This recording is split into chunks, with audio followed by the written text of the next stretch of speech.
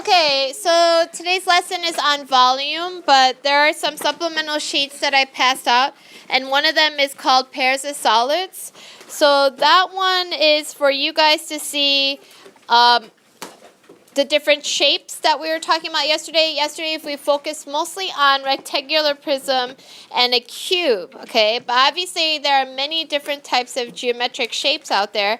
So if you look at pair 1, you have rectangular prism and rectangular pyramid B.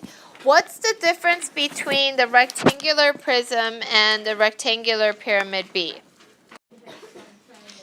Exactly. So Tom's partner told us that if you look at the rectangular prism, they're all made out of rectangles. Okay. Whereas this one over here, only the base is made out of a rectangle. The faces are made out of triangles. Okay? So if you look at cylinder C and cone D, what's the difference between those two? Varsha, what's the difference? Right, they're both made out of circles. That's what they have in common. What's the difference? Aniket? The cylinder has two circles. One is on the base and one is on the top. Okay. But the cone only has its base as a circle. Right, it only has one base as a circle, whereas the cylinder has two bases, of which are both a circle. Okay. And then the cone comes to a point, right? If you look at pair 3, triangular prism E and triangular pyramid F, what do we see is the difference there? Yuna? So, the difference is that the triangular pyramid F has 1, 2, 3, 4 angles, and triangular prism E has 1, 2, 3, 4, 5, 6. It has more angles, yes, that's definitely one of the differences. What else is a difference, Kyra?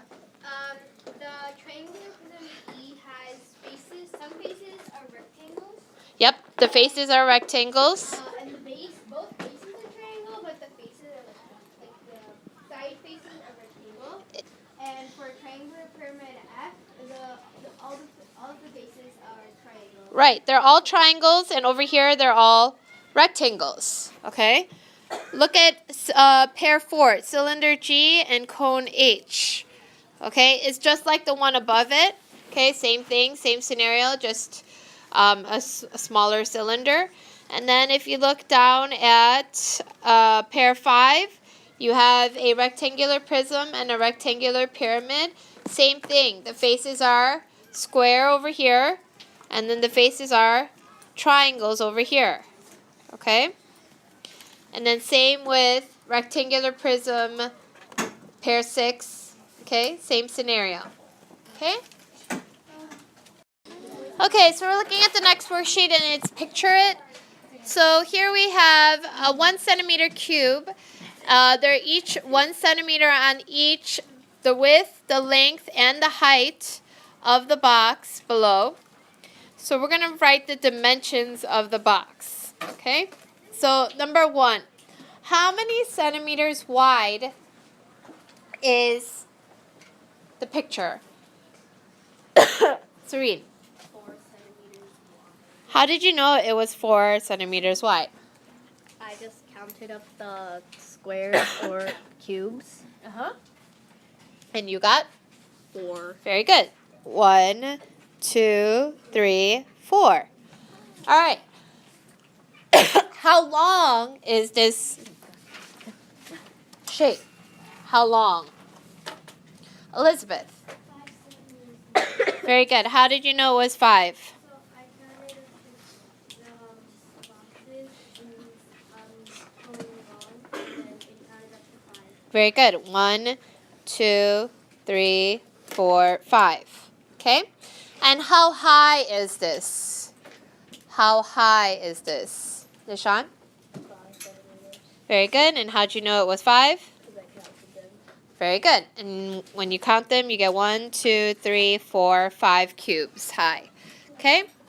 Now, we want to figure out how many cubic centimeters will fit in the box. So if we were supposed to fill this box up with these cubic centimeter blocks, how many would there be? And tell me how you did it. Okay, Aran, how many cubic centimeters will fit in the box? 100. 100 cubic centimeters. Okay. And how did you find that out? I multiplied the width, length, and height to get the amount of cubic centimeters I can fit into the box. So why did you multiply the width, the length, and the height? Why did you multiply those three numbers together?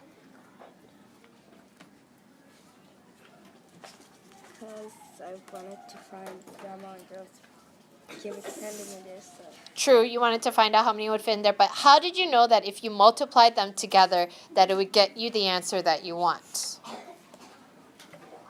How did you know that? Aviv, how do you know? I know that multiplying the width by length would give me the area of a two-dimensional figure, and then multiplying it by the height would give me the area of a three-dimensional figure. Okay, good. So if I just did the width and the length, I would get 4 times 5, which gives me the area of the Of a rectangle. of the face of the cube, right? Or the rectangle, sorry. And then 4 times 5 would give me 20. 20. centimeters. So I know that's the area of one Yeah. base. But that doesn't fill up the box. Yeah. So then what did you do? I multiplied it by the height to give me a three-dimensional figure. So why, when you multiply by the height, will it give you how many you need? Because height is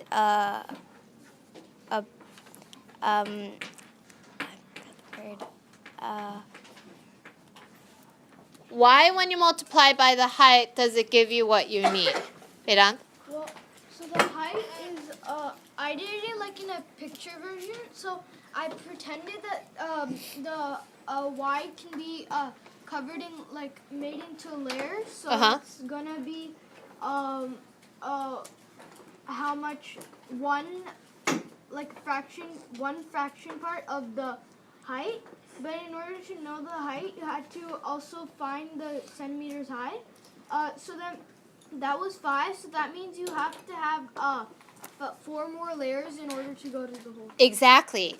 I like the word that you use. He thought of it in layers, right? So I have here, this is what Aviv was telling me, 1 layer. And that gives me 20 centimeters cubed, right?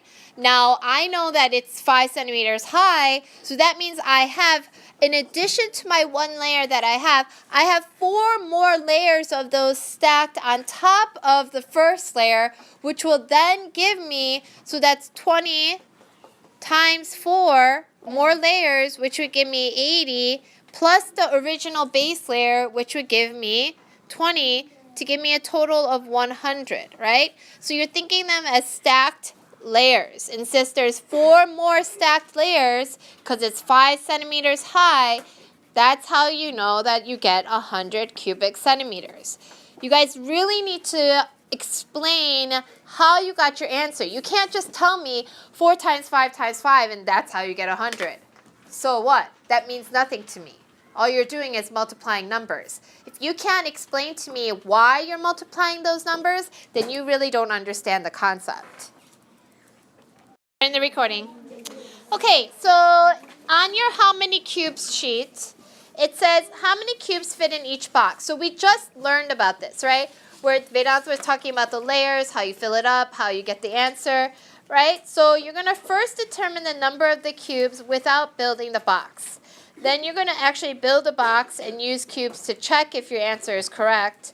And then you're going to check your first answer with your actual answer before going on to the next box.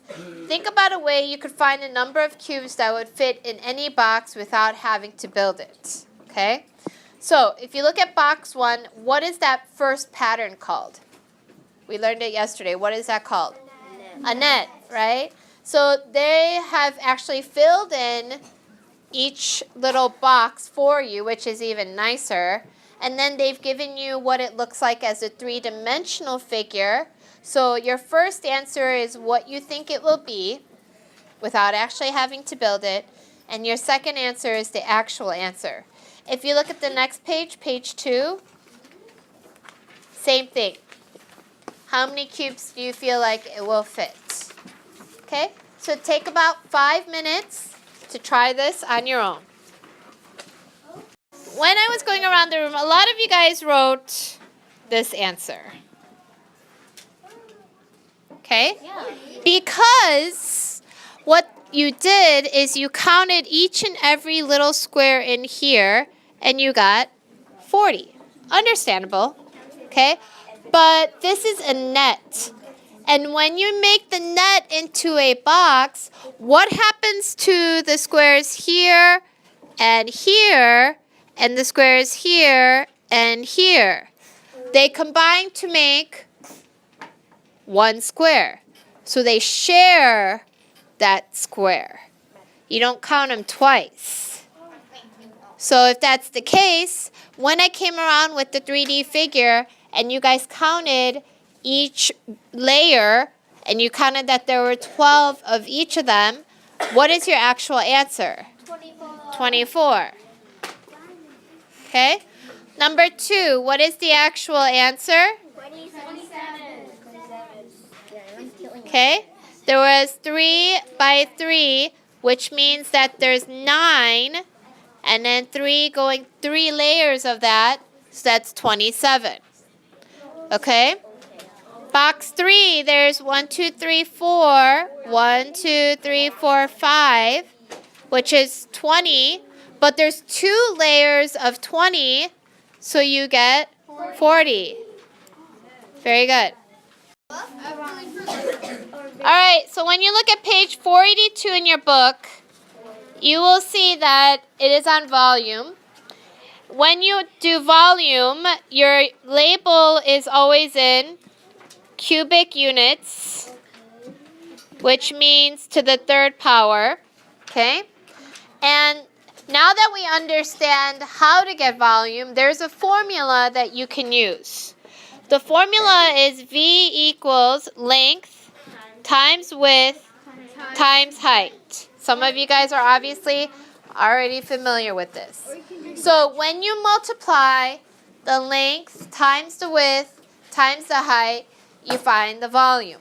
Don't forget your label and don't forget that it's in cubic units. You use a 3 because there are 3 dimensions and you're multiplying 3 numbers. Okay? Are we